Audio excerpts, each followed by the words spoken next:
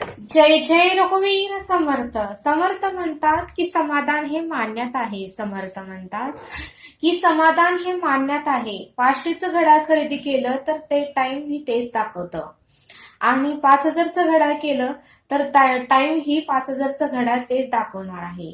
मग समर्थ म्हणतात की समाधान हे मान्यात आहे. 500चं घड्याळ ही तेच टाइम दाखवतंय आणि 5000चं घड्याळ ही तेच टाइम दाखवतंय. किमतीत फक्त फरक आहे, पण दोन्ही काम मात्र एकच करतात. आणि म्हणून समर्थ म्हणतात की अट्टाहास कोणत्याही गोष्टीसाठी करू नका. समाधान हे मान्यात आहे.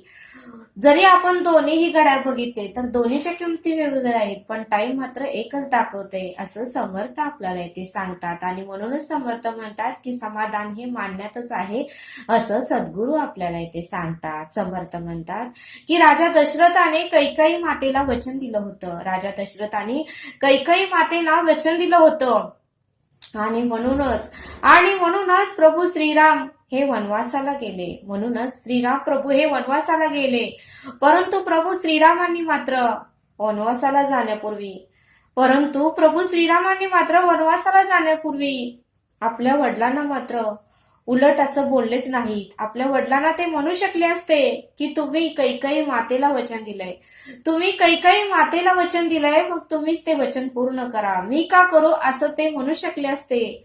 पण समर्थ म्हणले तसं श्रीराम प्रभू हे म्हणले नाही. ज्या वेळेस राजा दशरथ श्रीराम प्रभूंना म्हणाले की तुला आता 14 वर्ष वनवास भोगावा लागेल, त्यावेळेस मात्र प्रभू श्रीरामांनी आज्ञेप्रमाण म्हणून त्यांनी सर्व मातेचं दर्शन घेतलं, आपल्या वडिलांचं दर्शन घेतलं, पिताचं दर्शन घेतलं आणि ते वनवासाला निघून गेले. बघा म्हणले समर्थ प्रभू श्रीराम प्रभू हे एक बाणी, एक पत्नी आणि एक वचन होते, आज्ञाधारक होते.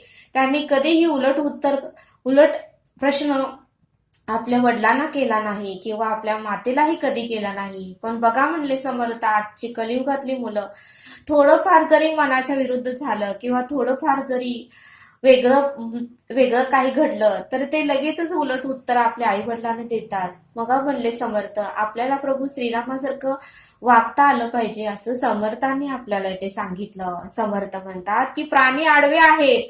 समर्थ म्हणतात की प्राणी हे आडवे आहेत म्हणून त्यांना अहंकार नाही. सर्व प्राणी आडवे आहेत म्हणून त्यांना अहंकार नाही. पण मनुष्य मात्र उभा आहे म्हणूनच मनुष्याला अहंकार आहे असं समर्थांनी आपल्याला इथे सांगितलं. समर्थ म्हणतात की एकमेकांना धीर द्यायचा प्रयत्न करा. समर्थ म्हणतात की एकमेकांना धीर आपल्याला देता आलं पाहिजे. एखादी व्यक्ती जर नवीन काम करत असेल तर त्या व्यक्तीलाही आपल्याला प्रोत्साहन देता आलं पाहिजे. एखादी व्यक्ती जर नवीन काम करत असेल तर त्या व्यक्तीलाही आपल्याला प्रोत्साहन देता आलं पाहिजे असं समर्थांनी आपल्याला इथे सांगितलं. म्हणून समर्थ म्हणतात की एखादी व्यक्ती नवीन काम करत असेल तर तिलाही आपल्याला आदर देता आलं पाहिजे, तिलाही प्रोत्साहन देता आलं पाहिजे, त्या व्यक्तीलाही आपल्याला आधाराचे 4 शब्द बोलता आले पाहिजेत. म्हणून समर्थ म्हणतात की जे व्यक्ती चालताना पडत असेल तर त्याला आपल्याला धरता आलं पाहिजे. जी व्यक्ती चालताना पडत असेल तर त्या व्यक्तीला आपल्याला धरता आलं पाहिजे. पण जर आपण त्या व्यक्तीला उलट उत्तर दिली, जर आपण त्या व्यक्तीला उलटच म्हणालो की तुला चालताच येत नाही म्हटल्यावर त्याचं मन ही नाराज होईल. तुला चालताच येत नाही असं जर आपण त्याला म्हटलो तर त्याचं मन ही नाराज होईल. म्हणून समर्थ म्हणतात की एखाद्या व्यक्तीला आपल्याला धीर देता आलं पाहिजे असं समर्थांनी आपल्याला इथे सांगितलं. समर्थांनी श्रीमद दासबोध हा उभा का लिहिला आहे? कारण मनुष्याला विषयाने आडवं केला आहे. मनुष्याला या आपल्या देहातील विषयाने काम, क्रोध, मद मत्सर, कामना, वासना, तिरस्कार, द्वेष या विषयाने आपल्याला आडवं केलं आहे. आणि म्हणूनच समर्थ रामदासांनी श्रीमद दासबोध हा उभा लिहून ठेवला आहे. कारण आपल्याला विषयातून आता समर्थांनी उभं करायचं ठरवलं आहे. या विषयाने आपल्याला आडवं केलं होतं तर समर्थांनी आपल्याला आता उभं करायचं ठरवलं आहे. आणि त्यामुळे समर्थ रामदासांनी श्रीमद दासबोध हा उभा लिहून ठेवला आहे असं समर्थांनी आपल्याला इथे सांगितलं. समर्थ म्हणतात की गळ्यातील मंगळसूत्राचा एक जरी मणी पडला तर पूर्ण माळ तुटते. समर्थ म्हणतात की गळ्यातील मंगळसूत्राचा एक जरी मणी तुटला तर पूर्ण माळ तुटून जाते. एक जरी मणी पडला तर पूर्ण माळ तुटून जाते. तसं आयुष्यात, तसं समर्थ म्हणतात की आयुष्यात सर्व काही आहे. तसं समर्थ म्हणतात की आयुष्यामध्ये सर्व काही आहे, पण परमार्थाचा मनीच जर तुटून पडला, आयुष्यात सर्व काही आहे पण परमार्थाचा जर मनीच तुटून पडला तर आयुष्यामध्ये संकट येणारच आहेत, आयुष्यामध्ये त्रास होणारच आहे, आयुष्यामध्ये दुःख येणारच आहे आणि आपलं आयुष्य उद्ध्वस्त होण्यापासून कोणीही थांबवू शकणार नाही. आयुष्यामध्ये परमार्थाचा जर मणी तुटून पडला तर आयुष्यात संकट येणार आहे, त्रास येणार आहे, दुःख होणार आहे. आपलं आयुष्य उद्ध्वस्त होण्यापासून कोणीही थांबवू शकणार नाही. आणि म्हणूनच समर्थ म्हणतात की परमार्थाचं मनी आपल्याला जपून ठेवता आलं पाहिजे, असं समर्थांनी आपल्याला इथे सांगितलं. आणि म्हणूनच समर्थ म्हणतात की काय करा ते आता करा, जाती घडी सार्थक साधा, असं समर्थांनी आपल्याला इथे सांगितलं. रोज थोडं का होईना आपल्याला त्या परब्रह्मासाठी, त्या परमेश्वरासाठी वेळ काढता आलं पाहिजे, त्याचं नामस्मरण आपल्याला करता आलं पाहिजे, असं समर्थांनी आपल्याला इथे सांगितलं. समर्थ आपल्याला एक बोध देतात. चापला रायगडावरून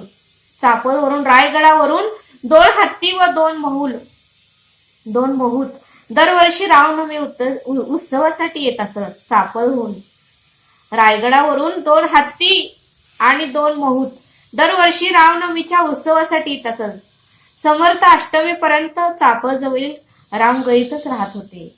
समर्थ अष्टमीपर्यंत चापळजवळील रामगईतच राहत होते. फक्त चापळच्या रामाचे दर्शन घ्यावे, फक्त चापळच्या रामाचे दर्शन घ्यावे, रामाची उपासना करावी, म्हणून समर्थ 8 दिवस एकांतात राहत होते. म्हणून समर्थ 8 दिवस एकांतातच राहत होते.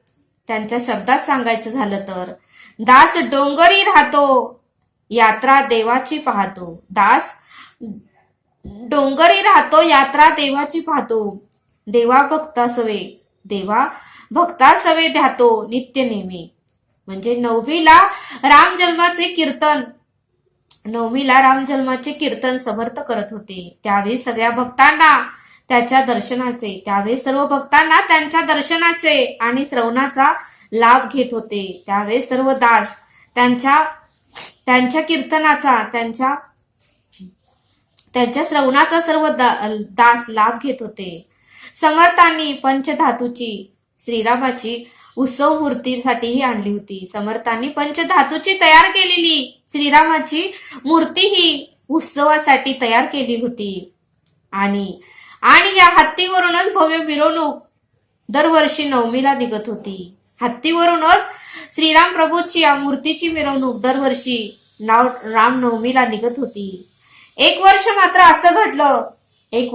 असं घडलं की मिरवणूक सुरू होण्यापूर्वी काही वात्रट मुलांनी हत्तीच्या बऱ्याच खोड्या काढल्या.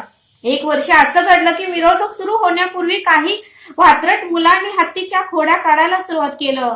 आणि हत्ती बराच वेळ शांत उभा होता.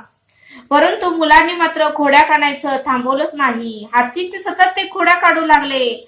आणि अखेर मात्र हत्ती शांत बसला होता. तो मात्र संतापला आणि मंदिराच्या आवारात सैरभैर धावू लागला. हत्ती मात्र संतापला आणि मंदिराच्या आवारात सैरभैर धावू लागला.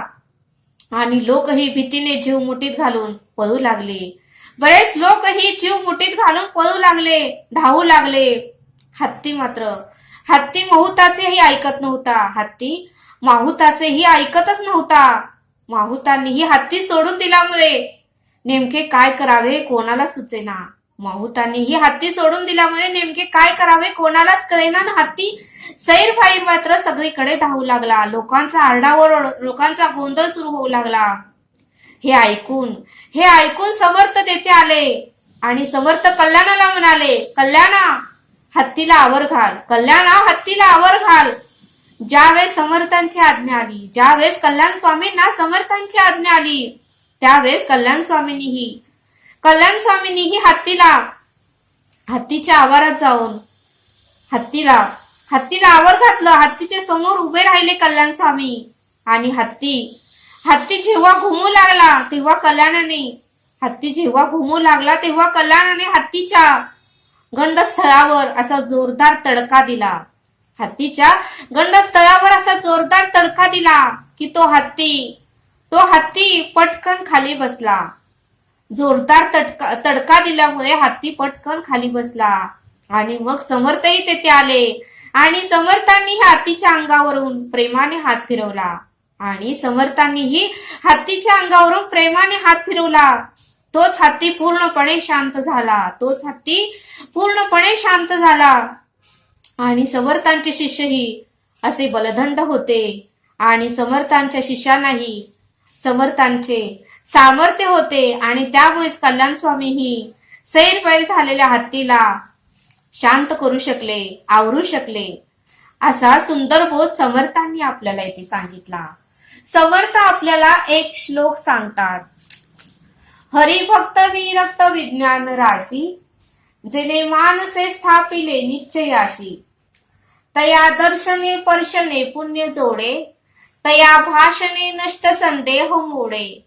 या श्लोकाचा अर्थ समर्थ सांगतात की जो मनुष्य भगवत भक्त आहे, विरक्त आहे,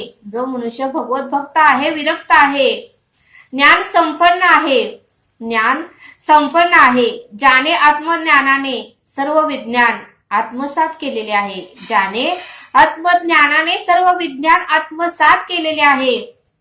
ज्याचे मन आत्मनिश्चयावर दृढ आहे, अशा श्रेष्ठ पुरुषाच्या दर्शनाने आणि स्पर्शाने पुण्य जोडले जाते.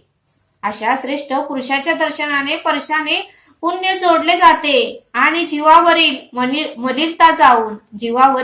मलिनता जाऊन त्यावर शुद्ध संस्कार होतात.